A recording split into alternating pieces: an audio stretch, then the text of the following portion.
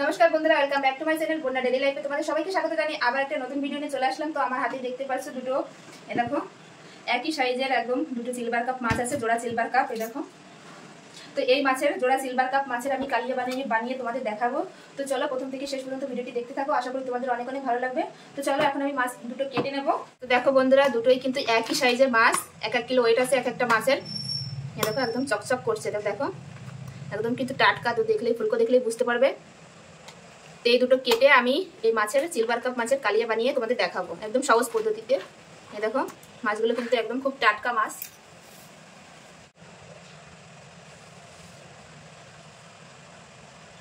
বন্ধুরা, আমি প্রথমে মাছের আঁশ ছাড়িয়ে নেবো এরকম করে চামচের সাহায্যে। ছোট ছোট আঁশ তো একটু ছাড়াতে টাইম লাগবে, তো আমি সুন্দরভাবে ছাড়িয়ে নেবো এভাবে।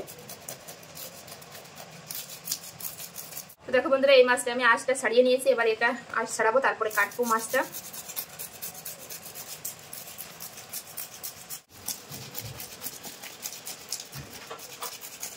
তো দেখো বন্ধুরা, আমি দুটো মাছে কিন্তু আঁশ খুব ভালোভাবে ছাড়িয়ে নিয়েছি। এবার মাছটা কেটে নেবো আমি। তো দেখো এবার আমি মাছ কেটে নেব। একদম টাটকা, কতটা টাটকা দেখলেই তোমরা বুঝতে পারবে। দেখো কতটা টাটকা মাছ। তো দেখো এবার পিস পিস করে আমি কেটে নেব। আর এটা কিন্তু নদীর মাছ, দেখো এরকম রিং পিস করে কেটে নেব আমি।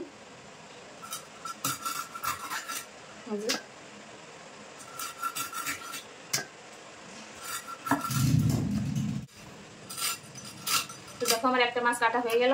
এবার এই মাছটা আমি কেটে নেব।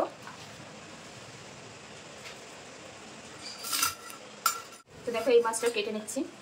দুটো মাছই কিন্তু একদম টাটকা বন্ধুরা, কাটা দেখলেই তোমরা বুঝতে পারছো কতটা টাটকা। তো এটাও আমি পিস পিস করে কেটে নেব, এরকম পিস পিস করে। সব একই সাইজ করছি মাছগুলো।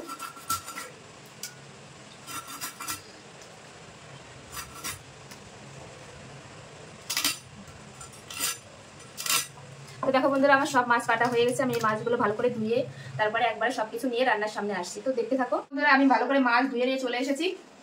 এই দেখো, এবার আমি সব মাছ নেবো না, যেগুলো আমি রান্না করবো সেগুলো নেবো পরিমাণ মতো, আর বাকিটা রেখে দেবো।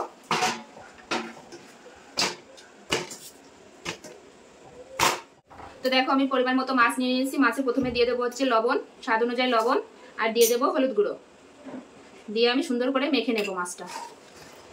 তো দেখো বন্ধুরা, আমি ভালো করে লবণ হলুদ মাখিয়ে নিয়েছি মাছে। এপাশে কড়াই বসিয়ে দিয়েছি, কড়াই গরম হয়ে গেছে। এবার দিয়ে দেবো সরষের তেল মাছ ভাজার জন্য।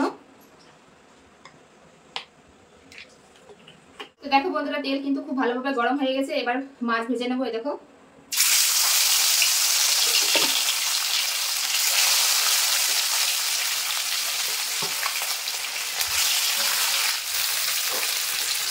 তো দেখো মাছগুলো এবার উল্টে দেবো আমি, সাবধানে উল্টাতে হবে। তো দেখো এরকম মাছটা কিন্তু কালিয়ার জন্য একটু লাল লাল করে ভেজে নেবো আমি মাছ। দেখো, তো দেখো বন্ধুরা, আমি মাছগুলো কিন্তু এরকম লাল লাল করে ভেজে নিয়েছি। এবার তুলে নেবো, তুলে নিচ্ছি। তো বাকি মাছগুলো আমি একইভাবে এরকম ভেজে নেবো।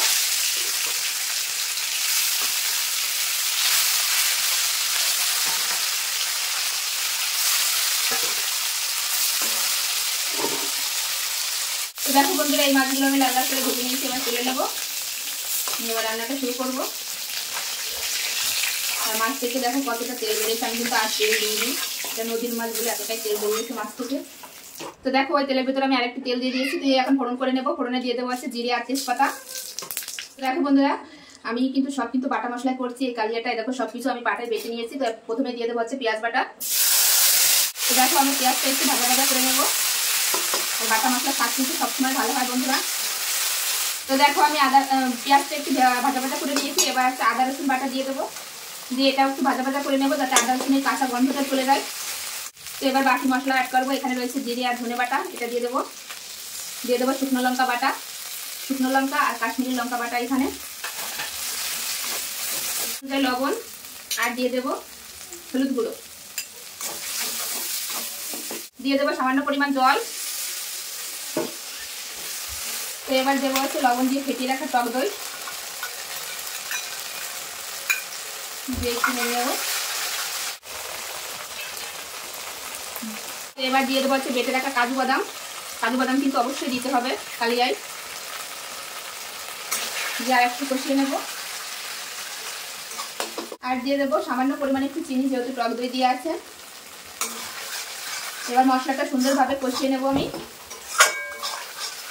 দেখো বন্ধুরা, আমি মশলাটা সুন্দরভাবে কষিয়ে নিয়েছি আর তেলও ছেড়ে দিয়েছে। এবার পরিমাণ মতো জল দিয়ে দেবো।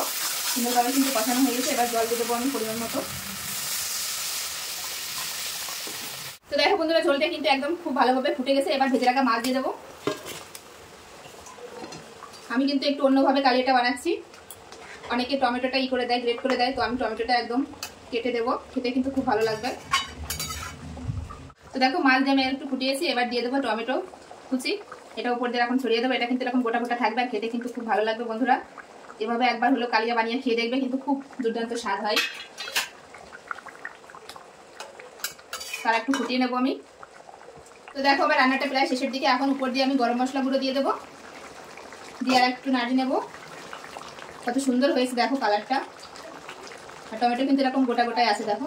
খেতে কিন্তু খুব ভালো লাগবে ভাতের সঙ্গে মাখিয়ে।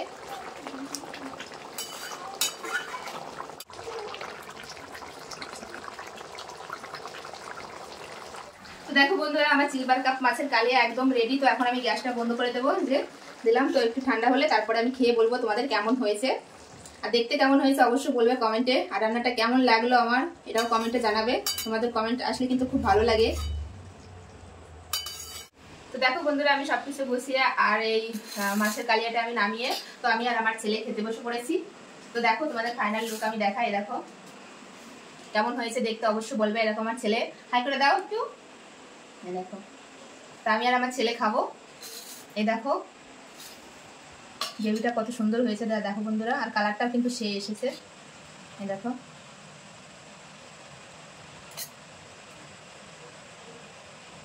দেখতে যা হয়েছে না, কেমন হয়েছে খেয়ে তোমাদের বলছি কেমন হয়েছে। তো গরম আছে। তো দেখো বন্ধুরা, আমার ছেলেকে খাইয়ে দিচ্ছি। যে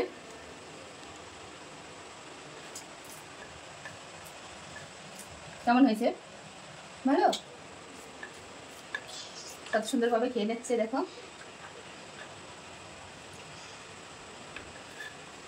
খুব সুন্দর হয়েছে বন্ধুরা। এবার মাছটা দেখো কত সুন্দর কাটা আছে, ওকে বেছে দিতে হবে, না খেতে পারবে না। মাছটা কিন্তু যেহেতু নদীর মাছ না, নদীর মাছের স্বাদ কিন্তু সবসময়। দেখো এই দেখো মাছ নিয়ে আর এই ভাত নিয়ে আমার ছেলেকে খাইয়ে দিচ্ছে। আমার ছেলে কিন্তু সুন্দরভাবে খেয়ে নিচ্ছে বন্ধুরা।